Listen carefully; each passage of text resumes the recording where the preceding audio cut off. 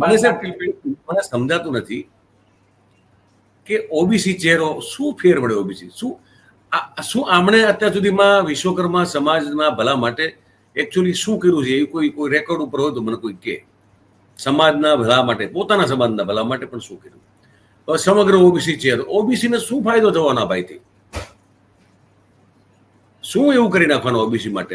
આ બધી જે મિથક બધા મૂકવામાં આવે છે ને, કે ભૂપેન્દ્ર પટેલ જે મુખ્યમંત્રી છે તો એનાથી શું પટેલના ઘરમાં છતો ઉપર હોના નળિયા થઈ ગયા, આનંદીબેન થઈ ગયા હતા?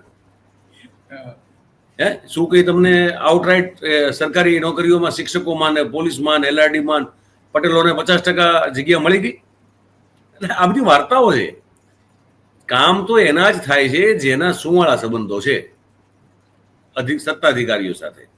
સત્તામાં બેઠેલા હો તમે દિલીપભાઈ, હું મયુર જાની છું, તમે દિલીપ પટેલ છો, મારે તમારા સંબંધ સારા હોય તો મારું મયુર પટેલ હોવું જરૂરી નથી.